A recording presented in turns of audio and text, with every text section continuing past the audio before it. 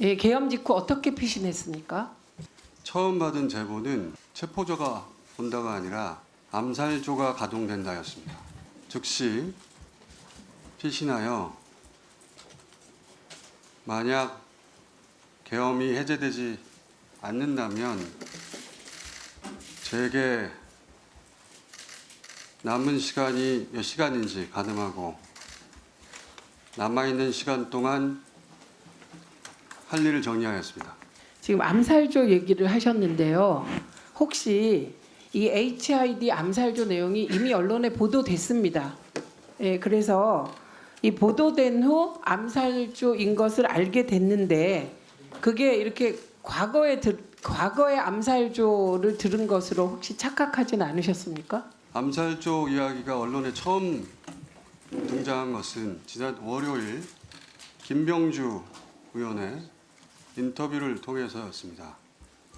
제가 그 인터뷰를 듣고 나중에 지어낸 이야기가 아니라는 근거는 김병주 의원에게 암살조 제보를 한 사람이 접니다.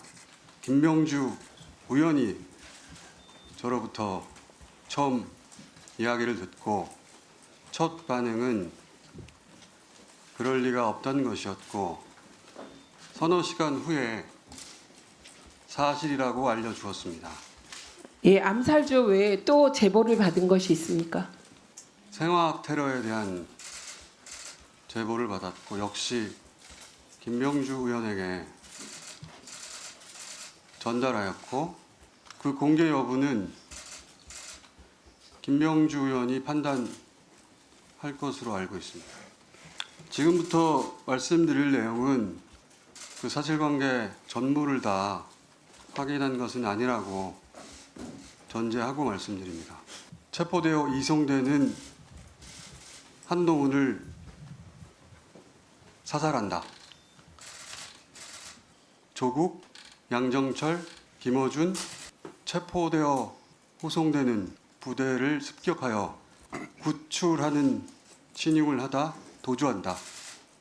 특정 장소에 북한 군복을 매립한다. 일정 시점 후에 군복을 발견하고 북한의 소행으로 발표한다. 잠시 부연하자면 한동훈 대표의 사살은 북한의 소행으로 몰기 용이한 여당 대표이고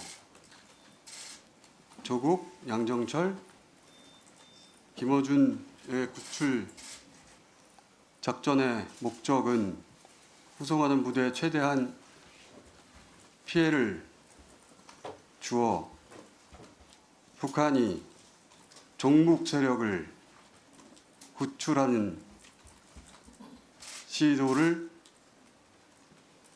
하였다고 발표한다. 그 과정에서 세 사람의 사살 여부에 대해서는 듣지 못해서 모르겠습니다. 그 외에 더 있습니다. 네.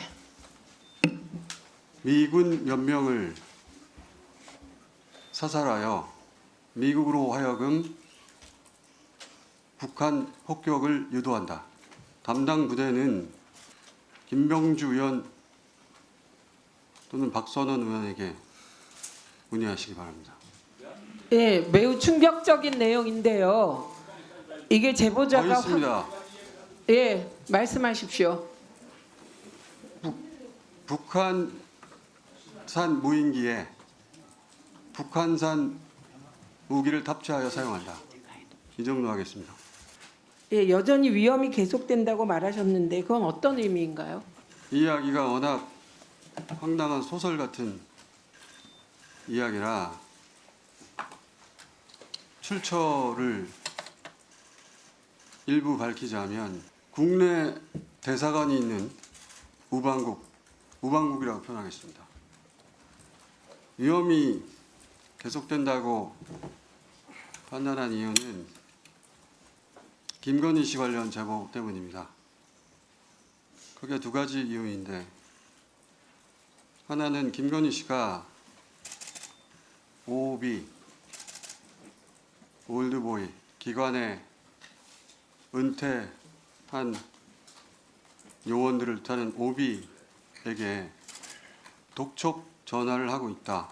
그 독촉의 내용은 저도 모르겠습니다. 불완전한 제보이기 때문에 평상시라면 저 혼자 알고 있었을 내용인데 어제 윤석열 담화를 듣고 혹여라도 그 오비에 대한 독촉 전화가 사회질서 교란과 관련될 일일 가능성이 조금이라도 있다면, 더군다나 남편이 군 통수권자인 상황에서 그 어떤 위험도 감수해서는 안 된다는 생각에서 공개하는 바이고요. 혹시 더 두 말씀 번째는 담화를 듣고서 생각이 바뀌었습니다.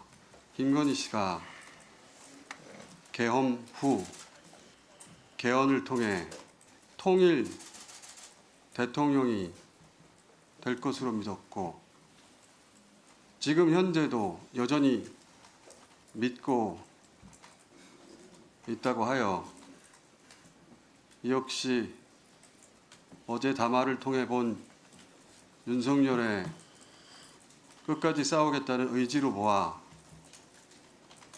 혹여라도 우리 공동체에 어떤 위험이 될 소지가 있다면 불완전한 채로 공개해야 한다고 판단해 이 자리에 왔습니다.